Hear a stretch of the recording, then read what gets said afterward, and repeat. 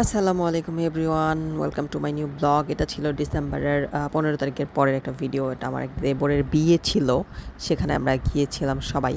তো আমার দেবর আর দেবরের বউয়ের সাথে আমরা কিছুক্ষণ ভিডিও এবং ছবি তুলি। তারপর আমরা এখানে বসে থাকি, ওয়েট করি যে খাবারের জায়গাটা ফ্রি হলে আমরা তখন নিচে নামবো। তো এইদিকে দেখলাম সবাই যার যার মতো ছবি তুলছে, গল্প করছে, এই আর কি। আর ওইদিকে নতুন বর আর বউ কিন্তু পুটুর পুটুর করছে, যেটা আমাদের গ্রাম বাংলায় বলে সবাই বউ পুটুর পুটুর করে, সেরকম আর কি।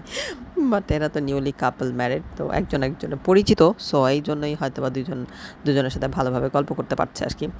তো এইদিকে হঠাৎ করে শুনি কে যেন সেন্সলেস হয়ে গিয়েছে, সেটা মেবি নতুন বউয়ের বাবা। মেয়ের বিয়েতে বাবাদেরই সবচেয়ে বেশি কষ্ট করতে হয়। একদিকে সব কিছু ঠিকঠাক আছে কিনা সেটাও দেখতে হয়, অন্যদিকে নিজের বড় করে তোলা রাজকন্যাটাকে বিদায় দিতে হয়। তো যাই হোক, সেই কাজ সেরে আমরা বিয়ের পরের দিন রাতে ব্যাগ গোছাচ্ছিলাম, কি এবার ঢাকা যাওয়ার জন্য।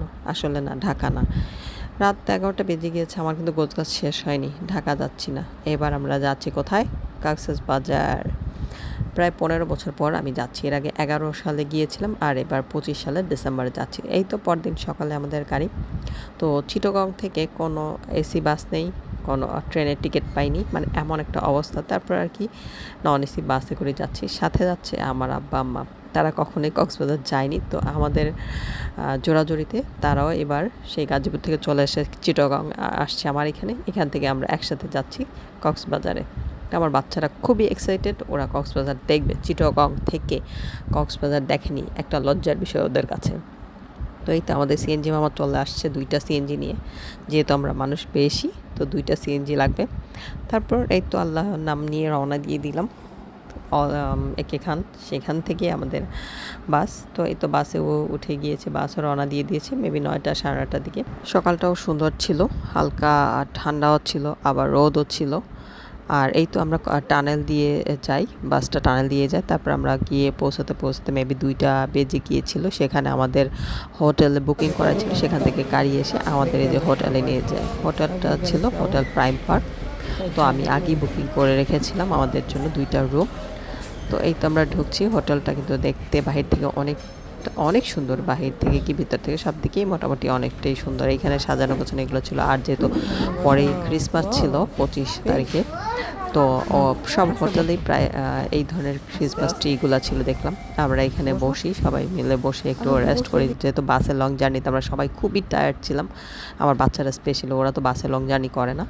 তো তারপরে আমাদেরকে ওয়েলকাম ড্রিঙ্কস দেওয়া হয়। তো এই তো আমরা সবাই মিনিমাম ওয়েলকাম ড্রিঙ্কসগুলো নেই এবং খেয়ে নিজেদের একটু ফ্রেশ করে নেই আর কি, রিল্যাক্স ফিল করি আর কি খাওয়ার পর।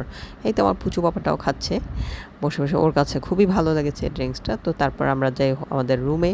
এই তো এটা ছিল আমাদের রুমটা অনেক বড় ছিল, ডাবল বেডের রুম, যেহেতু আমাদের বাচ্চা আছে, তো এই জন্যই আমরা এরকম ডাবল বেডের রুম নিয়েছি। আব্বা আম্মা তাদের রুমে ঢুকে গিয়েছে এবং তাদেরকে বলেছে ফ্রেশ হতে, দেন আমরা ফ্রেশ হয়ে পরে খেতে যাব দুপুরের খাবার। আর এইদিকে কিছু জিনিস ছিল, যেগুলো ড্রিঙ্কস, তারপর চকলেট, এগুলো দেখে তো আমার ছেলে মহা খুশি। আর এদিকে আমার ছোটো কন্যা তো হ্যাভি খুশি, উনি গোসল করে বের হয়ে গিয়েছে, নাচানাচি করছে। তারপর ফ্রেশ ট্রেশ হয়ে আমরা খেতে চলে যাই ওদের যে রেস্টুরেন্ট ছিল সেটাতে, লিফটেড ফার্স্ট ফ্লোরে না সেকেন্ড ফ্লোরে। তো এইখানে আমরা খাবার অর্ডার করি, সব বাঙালি খাবারই।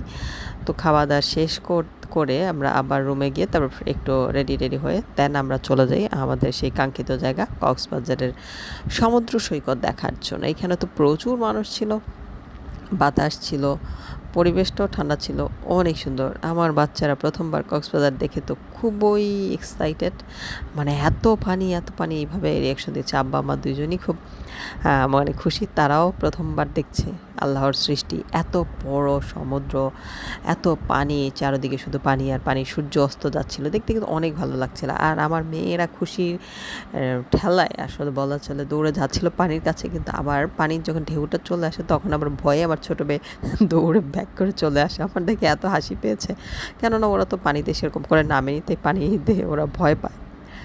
তো ও ছোটোটা বেশি ভয় পেয়েছিল, তাই আবার ব্যাক করে চলে আসে, বড়টা আবার গিয়েছিল। আর এদিকে নাকি গান বাজনা চলছিল, চলেন শুনি কি গান।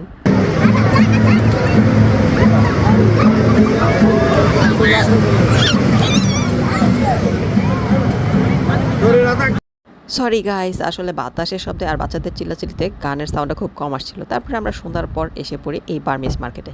মার্কেটে তো যেতেই হবে, বার্মিজ মার্কেট। কক্সবাজার গেলে সেখানে আবার যাওয়া হবে না, এটা তো হয় না। তো এইখানে গিয়ে আমার ছেলে কিন্তু গাড়ি নিয়ে দৌড়াদৌড়ি শুরু করে দিয়েছিল, আর এদিকে আমি দেখছিলাম আচার।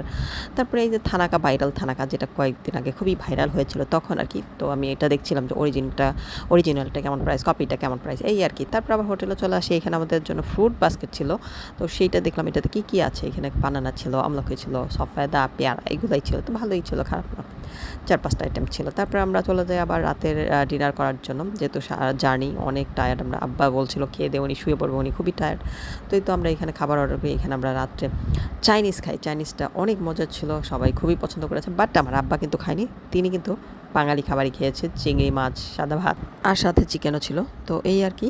তো পরের ভিডিওতে থাকছে আরও ডিটেলস। আমরা পানিতে নেমেছিলাম, ঝাপাঝাপি করেছিলাম, দেখার জন্য অবশ্যই চ্যানেলটা সাবস্ক্রাইব করে লাইক কমেন্ট শেয়ার করে পাশে থাকবেন।